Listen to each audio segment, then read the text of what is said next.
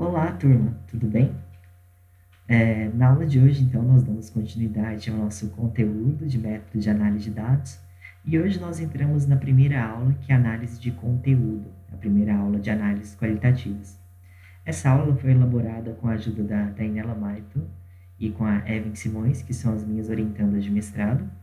Então, eu coloquei ali brincando Fit Pedro Afonso, né, porque estamos aí todos em participação especial. Mas então vamos começar e só esclarecer aqui no começo para vocês que a análise de conteúdo que nós tratamos na aula de hoje, ela é baseada nas ideias de Bardan, tá bom? Para a gente começar então essa aula, eu gostaria de resgatar um pouco do histórico com vocês e dizer que assim, as tentativas de entender as mensagens, né, ou seja, decodificar algo que é escrito, algo que é produzido na linguagem humana, ela já está associada às vezes com símbolos, com sinais, com aspectos bíblicos ou com mensagens um pouco mais criptografadas que possuímos aí na nossa cultura, né? Mais especificamente sobre análise de conteúdo, que é buscar, decodificar, fazer interpretações de forma mais estruturadas, nós temos aí no século XVII a Suécia, e que então as pessoas faziam pesquisas para verificar a autenticidade de hinos religiosos. Perdão, mas eles queriam saber se os hinos religiosos eram autênticos ou não, né? Verificavam ali o quanto que as pessoas estavam produzindo, cantando hinos, né, em determinados contextos e ver qual é a letra correta, qual é a versão mais verossímil, né, a versão mais correta. Então isso aconteceu na Suécia no século XVII. Depois, já por volta de 1888 e 1892, Bourbon, que era francês, ele tentou captar a expressão das emoções da linguagem utilizando escritos bíblicos. Então ele pegava aquilo que estava escrito na Bíblia e tentava decodificar, analisar o conteúdo daquilo. Então aí a gente tem outro histórico sobre essa busca, interpretação de sentido, né, por meio da linguagem e dos escritos. Depois, já no século XX, nos Estados Unidos, a análise de conteúdo dela foi aplicada assim mais próximo do que aplicamos nos dias de hoje, que é nos artigos de imprensa, e eles queriam saber o quanto que artigos sensacionalistas estavam assim conseguindo de uma certa atenção ou não, né, ter um certo impacto. Um outro aspecto até que chama a nossa atenção é que nesse momento aqui nos Estados Unidos já era uma perspectiva mais quantitativa, né? Assim, nós estamos então tratando da análise de conteúdo, que é uma análise qualitativa, mas ela tem aspectos quantitativos também, assim, em relação ao quê? Ao tamanho dos títulos, os artigos, número de palavras. Então, assim, ela é uma análise qualitativa, mas que em alguns aspectos ela faz contagens também. Então, por isso que a gente acaba colocando ela como das análises qualitativas a mais quantitativa, tá bom? Mas aí, no século XX, nos Estados Unidos, neste contexto, tínhamos ali análise de conteúdo que estavam focada nesse aspecto de ver, né, esses artigos da imprensa e qual o impacto deles. Então, como a gente vai focar assim, nesse aspecto dos Estados Unidos, que é mais parecido com a análise de conteúdo que nós utilizamos, né? Nós verificamos que essa análise de conteúdo ela era pautada assim como um instrumento de análise das comunicações. Ela era utilizada nas ciências humanas e sociais, e a gente pode entender por quê, porque, enfim, eles estavam voltando aspectos mais voltados ali para a psicologia social, né, uma versão behaviorista. E aí um aspecto mais assim de concepção da linguagem influenciada por esquemas informacionais, ou seja, uma noção do ser humano mais objetiva, talvez mais cognitiva, mais o processamento e compreensão das informações, tá bom? Na Primeira e Segunda Guerra, nós temos então a continuação do uso da análise de conteúdo, mas ela já está focando em outro aspecto, que é o aspecto da propaganda. Especificamente a propaganda que era importante para a difusão dos interesses de guerra, recrutamento das pessoas para a guerra, aumento da motivação dos militares, ou se não, fazer a população ter uma percepção um pouco mais positiva, né, sobre a guerra em função dos interesses daquele país que estava promovendo esta análise de conteúdo. E aí, assim, essa análise de conteúdo já mais uma perspectiva teórica que vai entrando nas nossas ciências e existe até hoje, ela surge mais por volta de 1940 e 1950.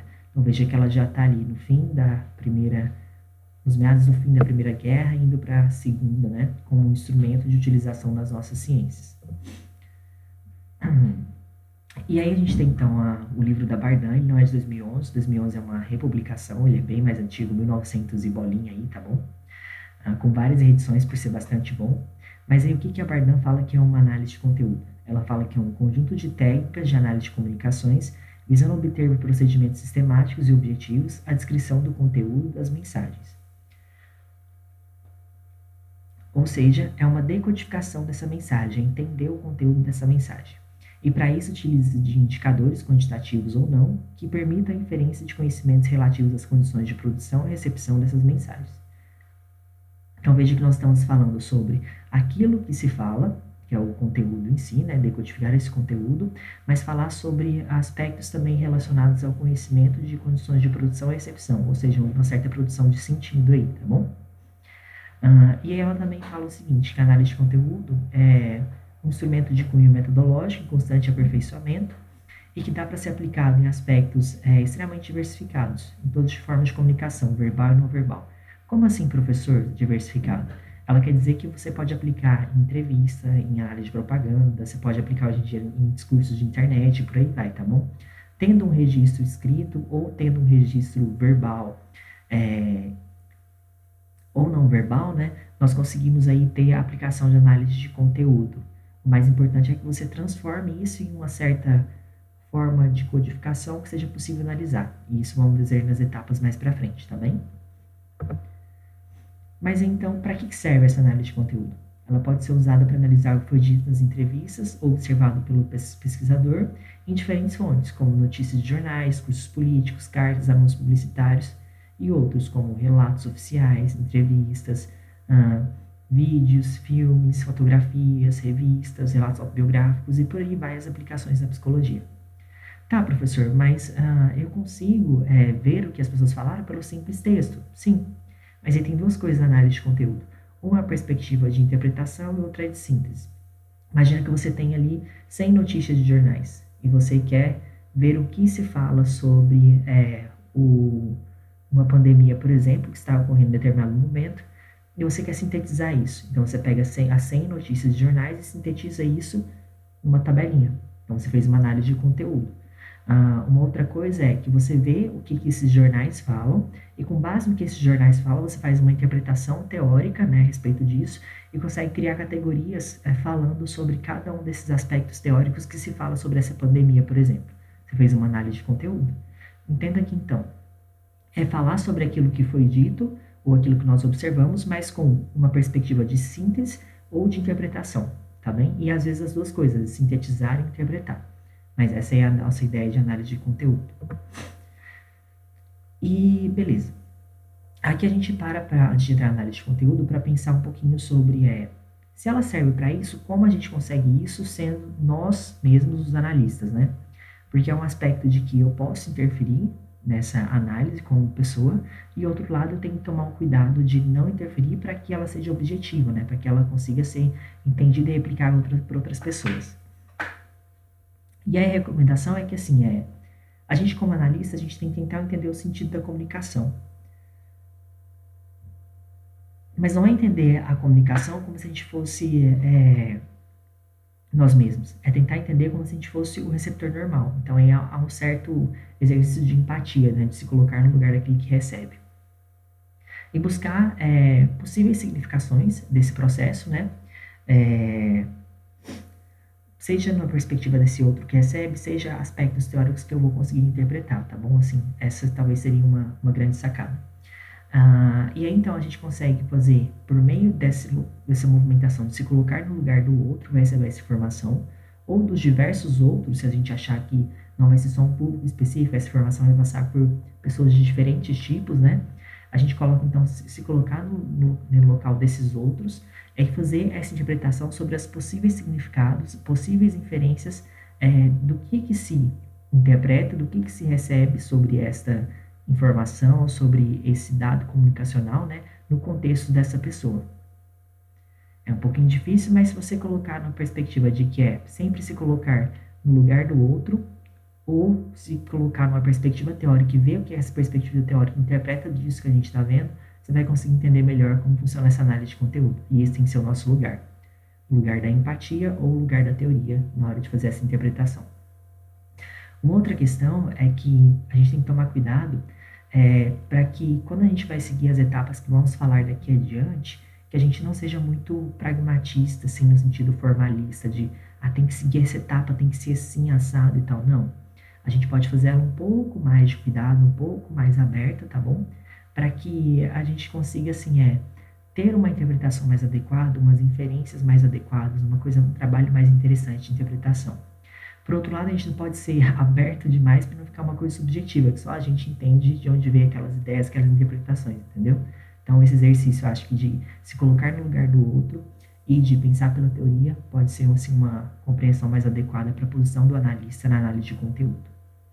E aí, quando a gente vai falando de análise de conteúdo, a gente vai ter o conteúdo manifesto, que é aquilo que a gente vê, e vai ter o conteúdo latente ou implícito, que é aquilo que a gente não consegue ver exatamente.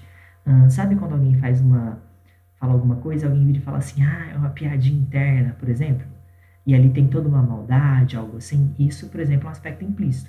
Então, ver essa maldade, esse aspecto implícito, aquela coisa oculta que você com crítica, com reflexão consegue ver além, é dar conta desses conteúdos latentes e implícitos, tá bom?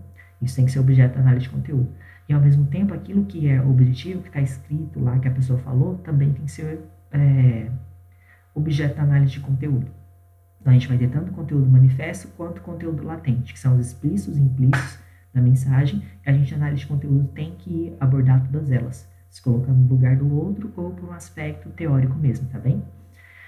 E aí, cuidado nos objetivos para você não negar a subjetividade, tá bom? Então, viaje sim um pouquinho nos subjetivos, nos objetivos, e ao mesmo tempo nos implícitos, que são aqueles que assim que tá meio escondido, que são as piadinhas internas, ou são aquelas que você tem que filosofar para ver, né, a crítica e tudo mais.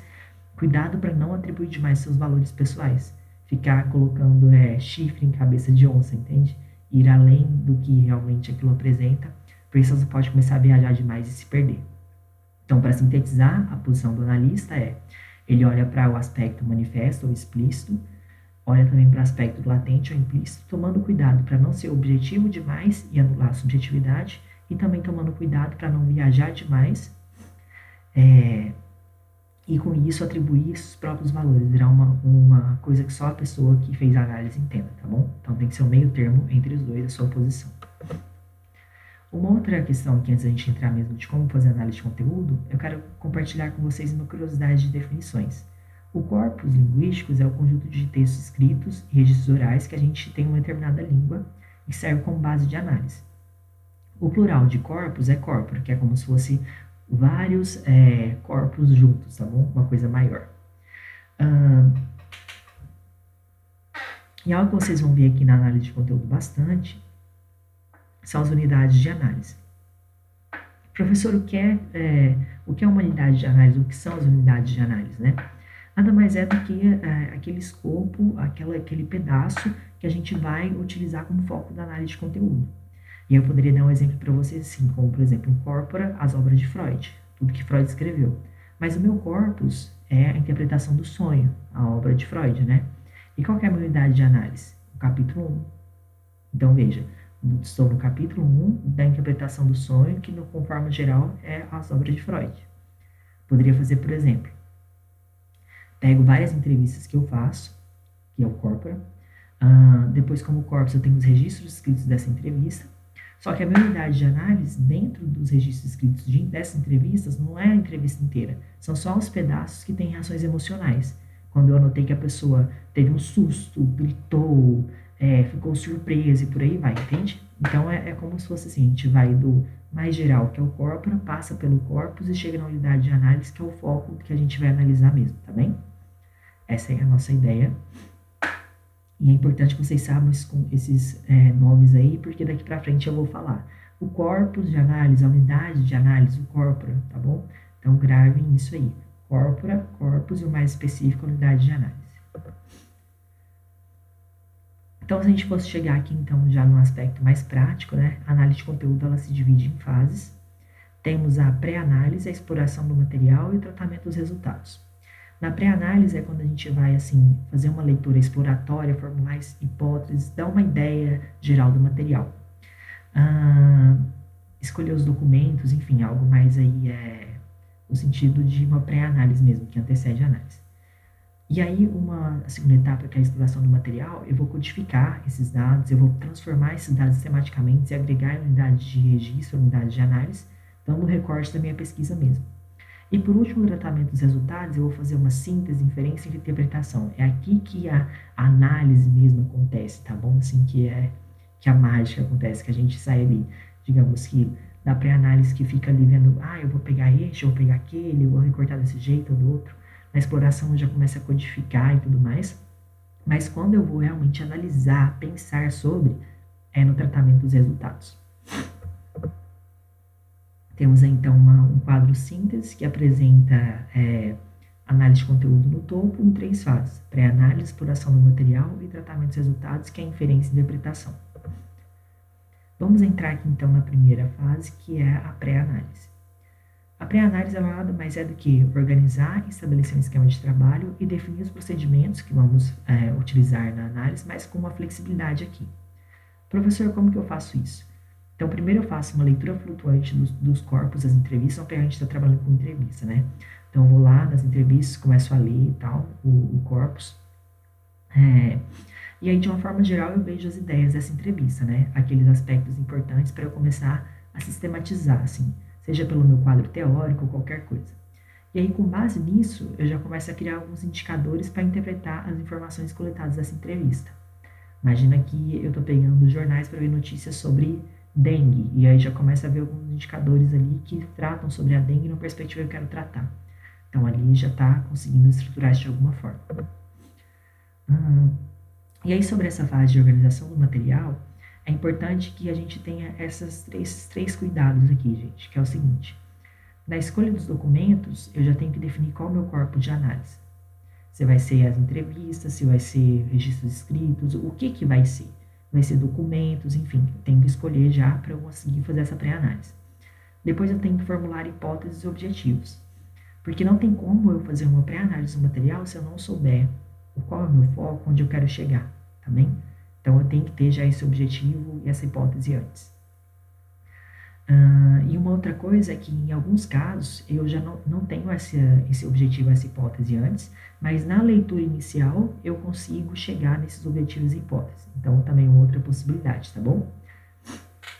Mas, de qualquer forma, eu não posso sair da pré-análise sem ter feito essa hipótese e objetivos. E depois, sobre a elaboração de indicadores, que como que eu vou, assim, codificar, organizar, né, isso tudo que eu estou vendo como importante para conseguir interpretar esse material que eu estou coletando, tá bom? Aí você às vezes pode destacar o texto, às vezes você pode ir colocando em uma tabelinha preliminar, ou você pode colocar em negrito, enfim. Essas são algumas possibilidades de indicadores, tá bom? E aqui a gente tem alguma coisa sobre umas regras práticas dessa pré-análise, né? A pré-análise ela tem que se pautar na exaustividade, quer dizer, tudo que constitui o corpo tem que ser esgotado, assim, né? Tudo que aqui, em função do meu objetivo e hipótese, tudo que está ali, eu vou colocar. Eu não vou deixar de fora alguma coisa que eu não gosto porque eu não gosto, ou colocar demais algo que eu gosto porque eu gosto. Não tem isso. Eu vou ver aquela mensagem inteira e se corresponde ao meu objetivo, ao meu problema, à minha hipótese, eu vou colocar, porque está ali. Uma outra questão é a representatividade. Aquilo que eu vou analisar, ele tem que representar o meu universo inicial. Se eu estou querendo fazer algo sobre a dengue e pego um monte de notícia que não trata sobre dengue, e aí eu falo, olha, minha análise de conteúdo chegou à conclusão que não tem dengue. Não representa as notícias sobre dengue, então, né? Tem que ser representativo. Depois a homogeneidade, quer dizer, os documentos eles têm que ser homogêneos e têm que tratar de um mesmo tema. E tem que ser obtido ou por técnicas semelhantes ou colhido por... vamos pensar, se são documentos, eu tenho que obtê-los mais ou menos da mesma forma. Então, se eu vou fazendo recorte de jornais, então, recorte de vários jornais. Se é acessando o website, acesso o website de vários jornais. Agora, se eu estou fazendo entrevistas com pessoas, então, pessoas que sabem sobre aquele tema. No caso da dengue, será especialistas de saúde, uma população ali de uma região da cidade que está sofrendo com isso, entende? Tem que ser semelhante. Porque, às vezes, se eu pegar... Imagina que eu pego uma pessoa que vivencia a dengue ah, em um local, né, que está numa situação de crise absurda e pega uma pessoa que esse surto já passou. Elas vão falar sobre situações diferentes, entendeu? Eu posso até ter, dentro de um projeto, várias análises de conteúdos. Olha, vou falar sobre análise de conteúdo de pessoas que estão vivendo uma pandemia e pessoas que estão antes de uma pandemia ou já passaram por essa pandemia. Mas aí o meu objetivo é dar conta disso. Agora, se é numa mesma análise, aí os sujeitos têm que ser semelhantes para falar mais ou menos a mesma coisa de diferentes perspectivas, tá bom? Depois é a pertinência. E aí, de novo, assim como a representatividade, né, a gente tem que ter certeza que as nossas fontes documentais têm sentido com o nosso objetivo, e aí, de novo, esse aspecto assim de. Será que é um jeito muito mais simples, gente? Faz lógica? Representatividade e pertinência será que faz lógica? Porque se eu estou pegando coisas que não fazem lógica, que estão obtendo resultados, que não faz nenhum sentido com aquilo que eu quero responder, então não é pertinente, não é representativo também, por exemplo. Então, são dicas bem interessantes e práticas mesmo, assim, a gente consegue derivar no dia a dia. E uma outra questão é sobre a exclusividade. Que quando a gente vai montar nossos elementos, né, ele tem que entrar em uma categoria só. Professor, eu não posso colocar, então, um discurso que trata sobre, vamos pensar, a pessoa fala sobre a vivência da dengue em casa e a vivência da dengue no hospital. Eu não posso colocar esse relato em duas categorias? Pode, desde que você particione suas unidades de análise, que é o discurso da pessoa, em diferentes pedaços. Mas aí, quando você tiver uma outra pessoa lá embaixo, que fala também sobre a vivência da dengue em casa e a vivência da dengue no hospital, a sua unidade de análise tem que ser recortada de novo para dar conta desses pedaços. Mas a ideia é que uma mesma frase, ela vai dar conta só de uma categoria, mas se você recorta, aí você pode ter ela em vários lugares, tá bom? Mas se você não recortar ela dessa forma, ela tem que entrar só em uma categoria. E é disso que essa regra prática aqui está falando. Uma outra questão aqui é sobre a exploração do material, já então a segunda fase, né? Então, uma vez que eu já defini ali um aspecto de qual problema eu vou responder, já tenho uma ideia geral do material, então agora eu vou para a exploração mesmo, né? Que é a definição das unidades de codificação, ou unidade de análise mesmo. E então, eu sou orientado com base na minha pesquisa, no projeto de pesquisa, na minha questão de pesquisa, o que eu quero responder, né? E aí, com base na exploração desse material, eu construo as codificações, e agora, mais do que simplesmente um negrito ou uma ideia lá que tinha na pré-análise, né, eu já vou recortando, já vou estruturando mesmo esses pedaços do discurso que vão fazer parte daquilo que eu quero analisar. E aí, o que eu faço? Eu começo a juntar cada um desses pedaços em categorias. E aí eu faço um quadro, imagina que vocês vão criar uma tabela, né? E aí essa tabela você vai partir, você pega uma folha e parte ela em 4 pedaços, pode ser as coisas que uma tabela. E aí, quando a pessoa falava da dengue em casa, você bota ali na primeira parte, dengue em casa, o outro dengue no hospital, na segunda parte, dengue no hospital, outro. O meu filho vivendo a dengue, é a terceira parte. E aí todos os relatos que vão parecendo semelhantes, você vai colocando já nessas categorias conforme eles corresponderem. Se não tem uma categoria que você não criou ainda, você pode criar uma nova categoria e colocar lá. Imagina que tivesse assim, a vivência da dengue, vamos pensar assim, na visão da população de rua, né? Às vezes você fez uma entrevista e você estava entrevistando pessoas ali no serviço de saúde pública, e aí você achou que você ia ter só sobre as vivências das pessoas dentro de casa, no hospital, ou com os filhos, né? E aí, de repente, tinha várias pessoas da população de rua ali, falando da vivência da dengue nas ruas, né? E aí você acaba tendo que criar uma categoria nova para falar sobre a vivência da dengue nessa população de rua. Então, veja, aí você vai agrupando cada uma dessas unidades de análise, esses exemplos dessas frases, né, que as pessoas foram falando, nesses diferentes categorias aí. E aí uma questão mais prática é que, assim, a gente tem que pensar sobre a codificação, classificação e categorização. A codificação, ela compreende a escolha das unidades de registro, quer dizer, como eu vou recortar, como eu vou agregar, né? E aí, a escolha de categorias e classes que eu vou reunir em um único elemento em função de características comuns. O que isso está falando, professor? Está falando assim, ó. Cada vez que você pegar uma frase, um pedaço do que a pessoa está falando, codificar significa o quê? Saber qual é o tamanho do pedaço que você vai recortar e onde você vai colocar ele nessa tabelinha. Se é na categoria 1, que trata sobre a vivência da dengue em casa, se é na categoria 2, que é a vivência da dengue no hospital, se é da categoria 3, que é a dos filhos, ou da 4, da população de rua. Então, a codificação é isso, saber qual é o pedaço da frase que eu vou recortar e onde eu vou colocar isso em função das minhas diferentes unidades de registro, tá bom? A classificação, ela já é um outro aspecto. Imagina, então, que eu recortei ali aquela frase, né? E aí, para eu saber se eu vou colocar em um grupo, em outro, e por aí vai, eu tenho que saber se eu estou focando no semântico, sintático, lexo, etc. Beleza. Isso, por que tem todas essas preocupações? Porque, às vezes, para uma pessoa que é da linguística, está fazendo com base no lexo ou no sintático, ele vai olhar aquelas operações da língua portuguesa, o uso das operações em língua portuguesa ou qualquer outra língua, né? Para falar assim, olha, este está usando essa palavra como função de adjunto, adverbial, de não sei o quê, de tempo, linguagem, enfim, né? E aí, com base nisso, ele chegou a conclusões mais específicas sobre o uso da linguagem. No caso da psicologia, a gente é quase sempre pelo aspecto semântico ou lexical, que é aquilo que as pessoas dizem e o que isso significa. Então, numa prática, assim, a nossa classificação acaba acontecendo em função de a gente pega frases, parágrafos ou palavras e vai classificar em função daquilo que as pessoas dizem, o sentido daquilo que a pessoa diz que significa. Para a psicologia é isso, tá bom? Então, a classificação seria isso, aquilo que significa para a pessoa.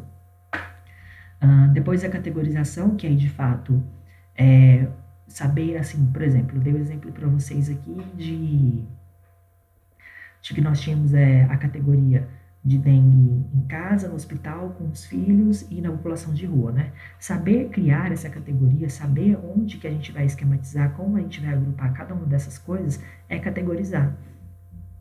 É como se você tivesse uma série de frases que você vai recortar, você tem que saber onde você vai agrupar cada uma delas, e aí, você também tem que saber qual é o nome daquela categoria. Isso que você está agrupando trata sobre o quê? Isso é categorizar, é saber o nome dessa categoria, tá bom? É dar um sentido para aquilo que você está agrupando ali. Então, essa é a categorização. E aí, uma outra questão aqui agora já sobre essa criação de categoria. Né? Se eu vou categorizar, quais são os elementos de categorização que eu tenho que saber? Como criar uma boa categoria? Então, para barganha, exclusão, multa, por exemplo. Cada categoria tem que apresentar só aquilo que o aspecto essencial, de forma que ela não se misture com as outras, e de forma que aquilo que a gente vai incluir lá nela seja representativo só dela e não das demais. Então, veja, no caso, dengue em casa, dengue com filho, dengue no hospital e dengue em população de rua, tá bem? Eu consigo diferenciar muito bem essas situações. Mas aí se eu colocasse talvez assim, dengue no hospital e dengue no serviço de saúde. Dengue no serviço de saúde pode se confundir com o hospital, então elas não são uma exclusão multa. Talvez eu teria que colocar frases aqui e ali. Opa, então essa categoria não é boa. Veja, elas têm que ser bem representativas e de alguma forma específicas, assim. Se todas forem gerais, tudo bem. Se for dengue os impactos da dengue na saúde, os impactos da dengue na economia, os impactos da dengue enfim, entende? Aí tudo bem todas serem bem gerais, não vão se confundir. Mas se eu tenho uma assim, dengue no hospital, depois uma dengue na saúde, opa, já confunde, aí não pode, elas têm que ser exclusivas, tá bem? Uma outra questão é a homogeneidade, quer dizer, para definir cada categoria, eu tenho que focar só uma dimensão de análise. Se tem diferentes níveis, eles têm que ser separados em diferentes categorias. Opa, o que é isso, professor? É assim. Se eu estou falando sobre a dengue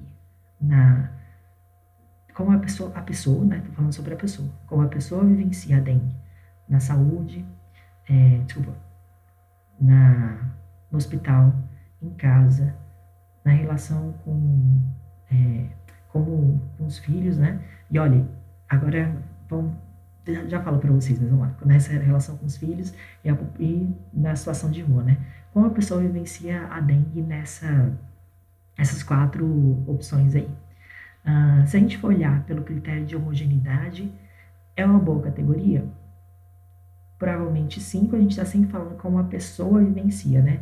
Mas se a gente for olhar pelo critério de exclusão mútua, será que a gente está numa boa categoria entre essas 4? Se a gente for pensar então de novo, ó. dengue no hospital, a pessoa vivenciando a dengue no hospital, a pessoa vivenciando a dengue em casa, a pessoa vivenciando a dengue com os filhos, a pessoa vivenciando a dengue na rua, né?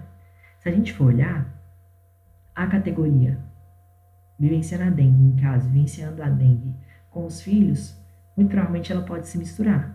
Pode também se misturar com a de rua, vai que a pessoa está em situação de rua e tem filhos também.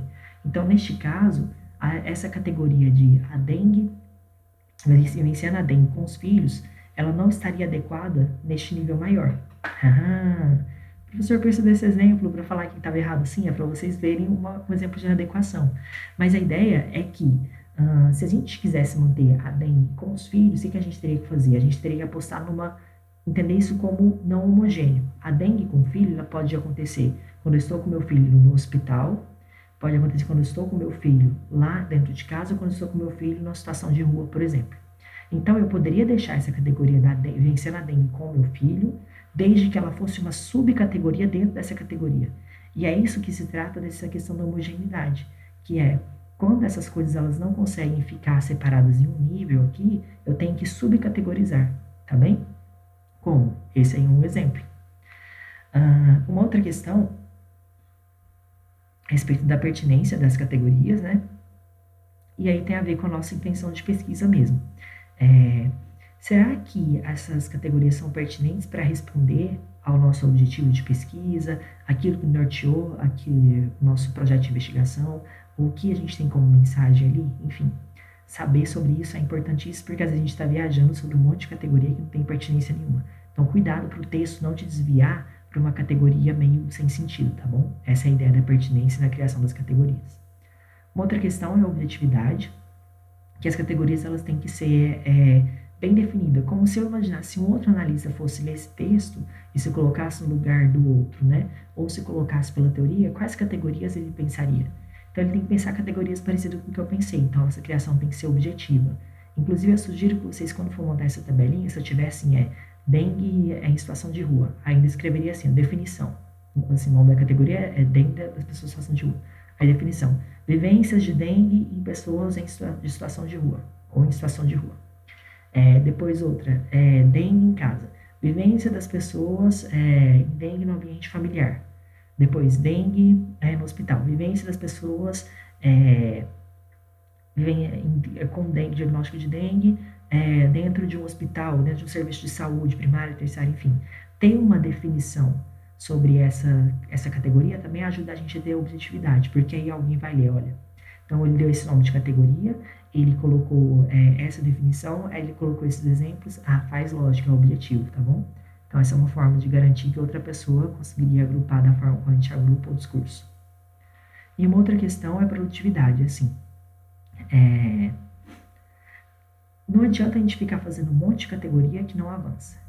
A ideia de fazer uma análise de conteúdo, ela pode ser assim só para síntese, mas ela é ainda mais enriquecida, ainda mais interessante se a gente consegue fazer categorias que revelam, que a gente interpreta algo ou uma lógica, tá bom?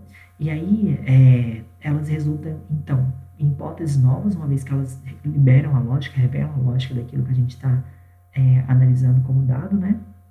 Por meio das informações que a gente tem ali da comunicação daquela nossa unidade de análise. Então, uma criação de categoria ela é produtiva na medida que ela revela uma lógica, que ela faz um sentido, que a gente consegue entender um quadro mais amplo, tá bom? E aí uma outra questão aqui já é na terceira fase, né, que seria o tratamento dos resultados. E aqui a terceira fase é propriamente fazer inferência e interpretação, é quando a análise acontece, a mágica acontece. E é interessante relembrar aqui uma questão de que a gente tem que, além do conteúdo manifesto, como já dissemos lá nos aspectos objetivos ou manifestos, ou se não dos aspectos implícitos ou latentes, a gente tem que olhar esses dois lados, e que o sentido ele vai estar muito voltado à nossa possibilidade de interpretação e inferência. Quando a gente consegue, então, fazer uma interpretação, dar conta desse quadro de uma forma mais ampla, é aí que a gente tem a possibilidade, então, de fazer uma análise de conteúdo, né? De ir além do que aquela simples mensagem consegue dar, inferir, interpretar, tá bom? E o mais legal é que, assim, é que durante a interpretação desses dados, a gente tem que ter uma atenção de voltar ao marco teórico. Por quê? Porque a chance da gente ficar viajando e fazendo interpretações que não fazem o mínimo de sentido pode acontecer. E às vezes a gente não percebe que está fazendo isso porque a gente está cumprindo ao nosso objetivo, as nossas hipóteses de investigação. Mas se eu consigo ir na teoria e verificar mesmo se eu tenho uma fundamentação para isso que eu estou interpretando, aí sim que eu posso falar que a minha interpretação é adequada e que faz sentido. Existem alguns casos, eles são mais raros, que você vai ter sim uma ideia absurda que vai ser extremamente diferente da teoria, mas você vai ter elementos da teoria para mostrar por que a lógica é inversa, ou complementar algo que a teoria não dá conta. Mas são casos absurdos, assim, são casos raros, sabe? No geral, sempre que você achar assim, nossa, eu não estou achando teoria para isso, talvez você não tenha lido o suficiente. Leia mais, porque geralmente a gente não lê o suficiente. A gente acha que está tendo uma ideia maravilhosa, só que já existe na literatura, ela já está bem documentada, é que a gente não lê o suficiente ainda para dar conta dessa interpretação. Mas aí se você lê bastante, chegar à conclusão, olha, realmente não tem, aí tudo bem, aí você vai mostrar sobre aquele monte de coisas que você leu, de que a lógica que você encontra ou é contrária ou é complementar, e explicar de que forma que você complementa ou que você refuta, mas tendo toda aquela leitura anterior para mostrar de que forma que ela não dava conta, tá bom? Então, assim, professor, então o que é melhor análise de conteúdo? É quando eu acho uma coisa que é totalmente inovadora e tal, e diferentona, ou é melhor quando eu encontro algo que já é certinho com a teoria e tal? Então, depende. Eu gosto de pensar que se é produtivo, ou seja, se faz avançar, as duas formas são bem adequadas. Às vezes eu avanço por algo que já está na teoria, que eu vou mais além, ou senão eu avanço na medida que eu refuto, eu penso coisas diferentes. Mas com certeza é mais trabalhoso quando vai pelo caminho do diferente, por quê? Porque aí eu tenho que ler muito mais, tenho que ter certeza de que não está óbvio, de que eu não estou viajando, para me apropriar tudo daquilo que existe sobre aquele fenômeno, para depois que eu falo tudo que existe, eu dar conta daquilo que não existe, que eu encontrei em análise de conteúdo. Então veja como é mais complexo quando você encontrar algo diferentão, tá bem? Mas à medida do que é mais adequado, os dois podem ser adequados. Só notem que tem mais esforço quando algo é diferentão. Porque aí você não pode negar a teoria, você tem que se apropriar em dobro dela para poder construir a partir dali o contrário, tá bem? Uma outra questão é que nesse tratamento dos resultados, então a gente faz esse retorno referencial teórico para dar sentido na interpretação, mas não só a interpretação como o processo final, a análise como o processo em si, que é os argumentos que me embasam para poder falar sobre aquilo. E de novo essa questão, que se é diferentão, muito mais trabalho. Você vai ter que, assim, que ter certeza que você está abarcando muito bem a literatura, de você não está falando abobrinha, não é porque você não leu, é porque você leu e viu que não tem mesmo, para poder falar. Li isso, tem isso, mas eu tenho que avançar a partir daqui, tá bom?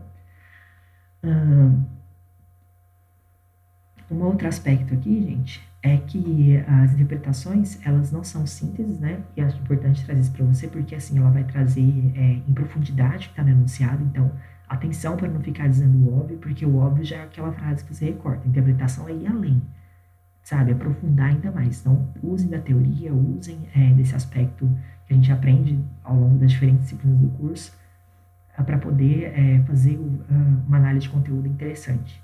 Porque a análise de conteúdo como técnica, assim, ela é uma ferramenta tecnológica, mas o que vai fazer dar sentido, dar lógica, é a sua teorização por trás, a sua vivência clínica, a sua vivência profissional, enfim. Agregando tudo isso que você vai conseguir ter o olhar de psicólogo e ir além, tá bem?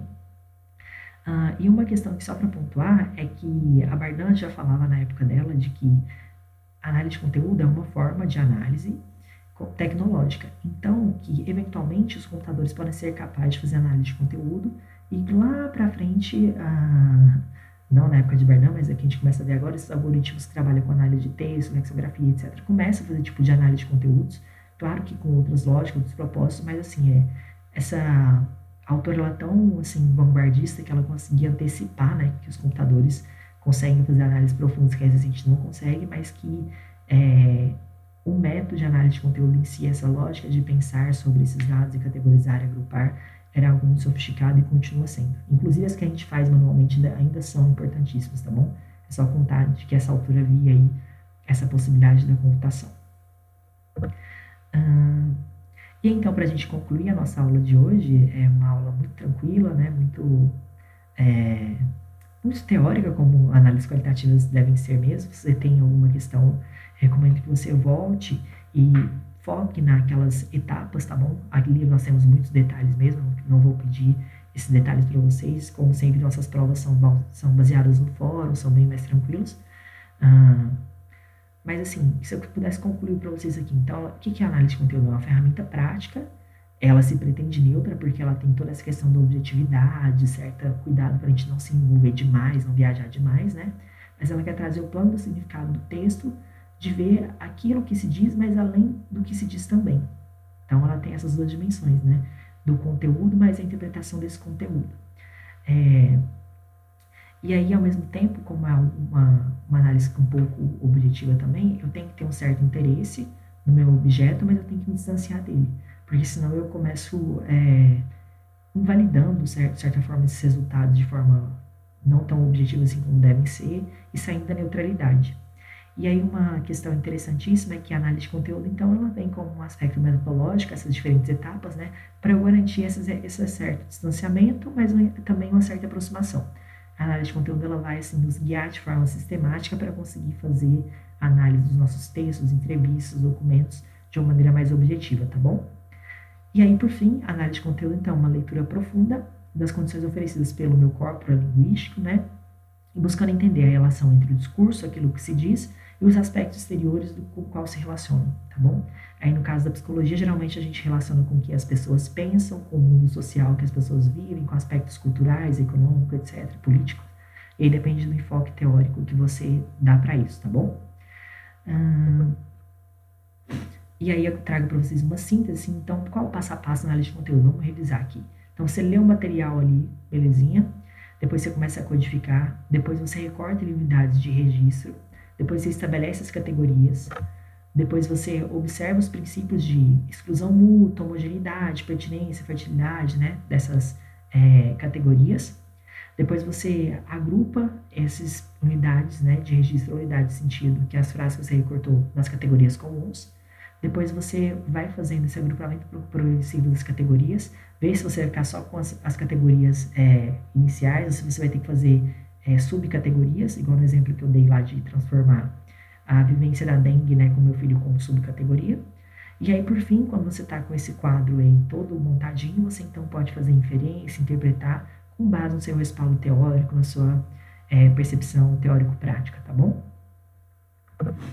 Então, temos aí algumas referências, fiquem à vontade, eu recomendaria especificamente a primeira e a terceira, tá bom? Que é a do Santos e da Câmara, mas com a nossa aula que é muito tranquilo, que estará na prova, que eu geralmente trago de mais importante dessas obras, está aqui nos nossos slides, aqui no que a gente comentou em aula. E aí eu proponho para vocês algumas atividadezinhas, mas tudo muito tranquilo, né? E é isso, trago também um quadro que fala sobre, os nossos dois últimos slides são esse quadro, né, que vai falar sobre como que a gente consegue fazer uma análise de conteúdo. Não tem nada de especial, é só para vocês verem como ele vai dar pré-análise, para exploração do material, para tratamento e interpretação. É tudo isso que estou falando para vocês aí na nossa aula, tá bem? E então, era isso, pessoal. Fico muito feliz de ter compartilhado essa aula aqui de análise de conteúdo com vocês. Espero que a gente se encontre em breve. Dúvidas estão no e-mail, no AVA e no nosso fórum de discussão, tá bem? Um grande abraço a todos vocês e bons estudos. Até mais!